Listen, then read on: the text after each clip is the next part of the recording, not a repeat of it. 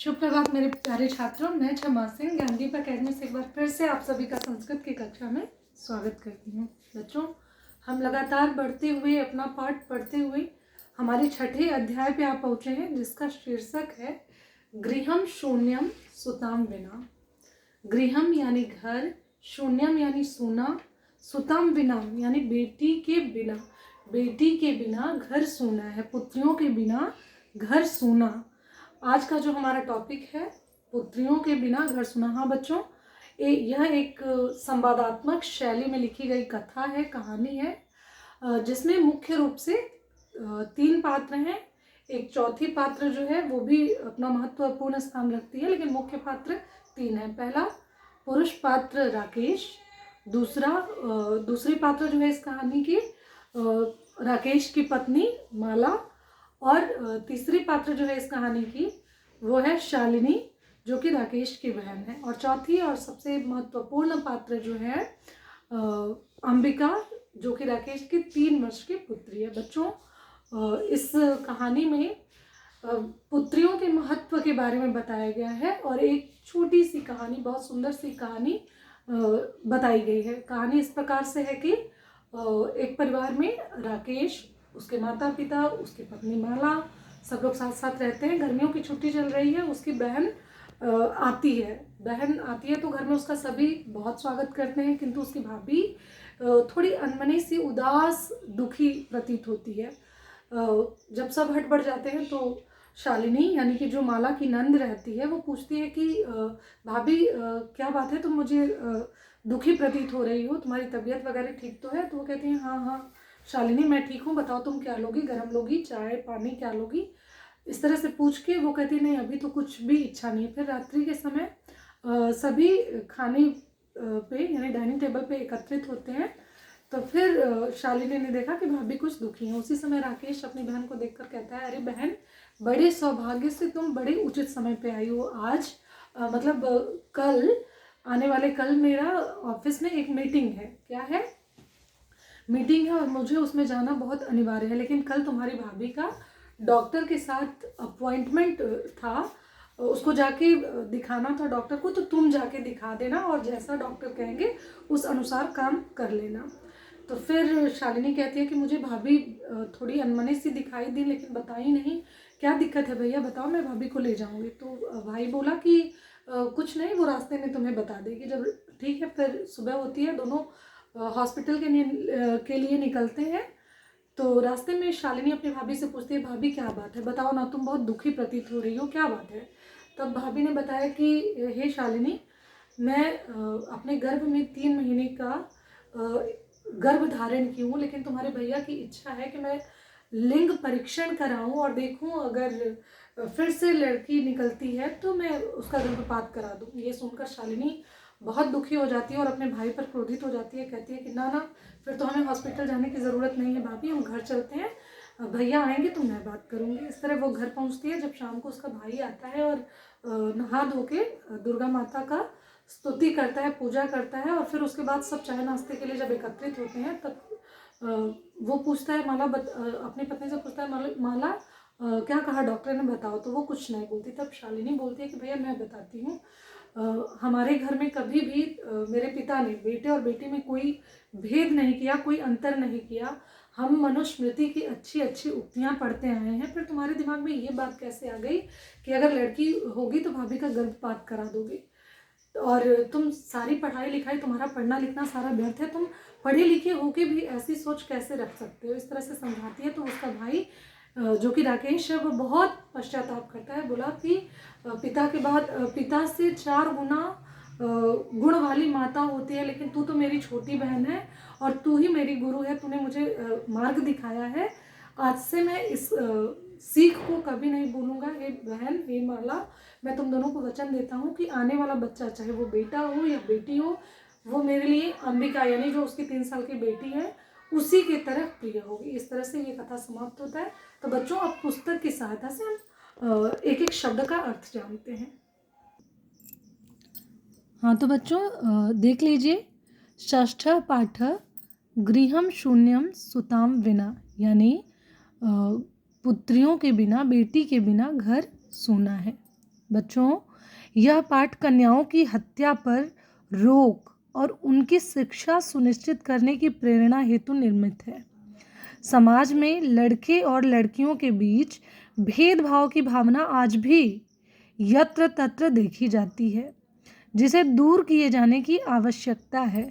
संवादात्मक शैली में इस बात को सरल संस्कृत में प्रस्तुत किया गया है। बच्चों, मैंने अभी आपको इसकी संक्षेप में कहानी बताई है। अब विस्तार पूर्वक एक एक शब्दों का अर्थ समझते हुए आगे बढ़ते हैं। देखिए, शालिनी ग्रीष्मावकाशे पितृगृहम आगच्छति। शालिनी गर्मियों की छुट्टियों में पिता के घर आती है।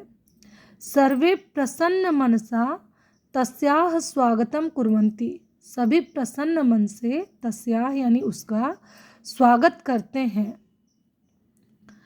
परम तस्याह भ्रातृजाया उदासीना इव दृश्यते। परम यानी परंतु उसकी जो भाभी है, भ्रातृजाया का अर्थ होता है बच्चों भाभी। तो उसकी जो भाभी है उदासीना इव दृश्यते, उसकी भाभी कुछ उदास सी दिखती है। शालिनी, देखिए संवादात्मक शैली है, आपस में बातचीत करने के अंदाज में लिखी गई ये कथा है। शालिनी पूछती है, भ्रातृजाए चिंतिता इव प्रतीयसे। हे भाभी, तुम चिंतित प्रतीत होती हो। सर्वम कुशलम खलु, सब ठीक है ना।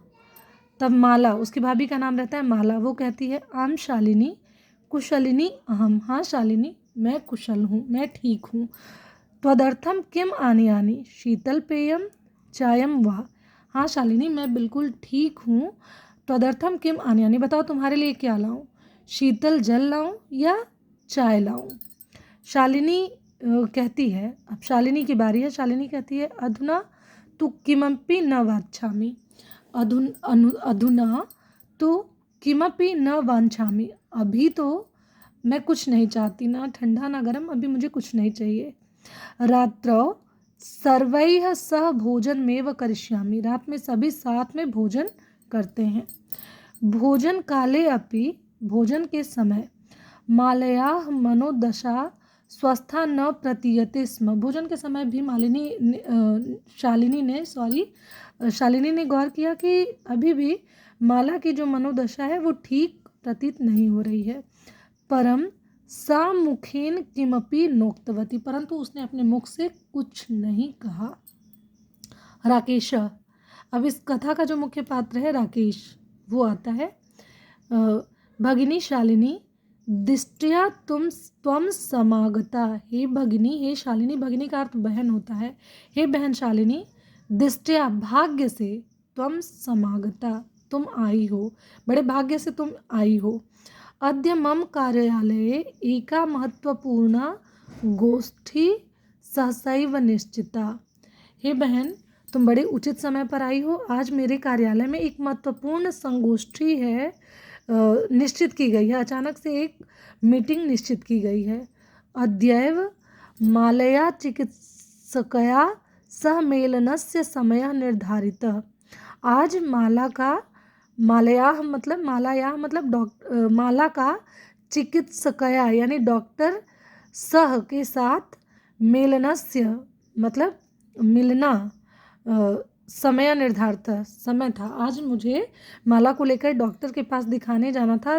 पहले से ही डेट निर्धारित थी, लेकिन अचानक से आज मीटिंग आ जाने की वजह से, ज़रूरी काम आ जाने के कारण से मैं नहीं जा पाऊँगा। त्वम मालया सह चिकित्सकां प्रति गच्छ, तुम माला के साथ डॉक्टर के पास चली जाओ। तस्याह परामर्शानुसारं यत विधेयं तद संपदाय। देखिए बेटा, क्या है, तस्याह परामर्शानुसारं यद विधेयं तद संपादय। तुम डॉक्टर के सलाह के अनुसार वो जैसा कहें वैसा करो। तो बच्चों अगला हम आगे का अगले वीडियो से पढ़ेंगे, अगले दिन पढ़ेंगे। कठिन शब्दों का अर्थ देख लेते हैं। हाँ तो बच्चों, शब्दार्थ देख लेते हैं। देखिए, भ्रातृजाया जिसका अर्थ होता है भाभी, वांछामी यानी चाहता हूँ या चाहती हूँ, सह का अर्थ होता है साथ, दिष्टिया यानी भाग्य से, यह का अर्थ है कल। बच्चों यहाँ मैंने थोड़ा सा सॉरी गलत लिख दिया है, आने वाला कल कर दिया है। यह का अर्थ होता है बीता हुआ कल, जानते रहिए आप लोग। यह का अर्थ होता है बीता हुआ कल, और श्वः का अर्थ होता है आने वाला कल। तो यहाँ यह शब्द का प्रयोग हुआ है। यह का अर्थ होता है कल जो कि बीत चुका है। सार्धम जिसका अर्थ होता है साथ, उभे का अर्थ होता है दोनों, कुक्षाव का अर्थ होता है कोख में, उद्विग्ना का अर्थ होता है चिंतित, वधारहा का अर्थ होता है वध के योग्य। बच्चों आज ना हमने शुरू में ही कथा पे चर्चा कर लिया है। आज का दिनांक नहीं देखा तो देख लीजिए। आज दिनांक 28/7/2020, कक्षा 8, विषय संस्कृत पाठ्य पुस्तकम, प्रकरण है गृहम शून्यम सुताम बिना, जिस पे हमने चर्चा कर लिया है। मुख्य पात्र आप जानते हैं, एक बार फिर से देख लीजिए। इस कथा के मुख्य पात्र हैं राकेश, उनकी पत्नी माला, उनकी बहन शालिनी और उनकी 3 वर्ष की छोटी बेटी अंबिका। बच्चों आज का इतना ही, आगे का अगले वीडियो में देखेंगे। धन्यवाद।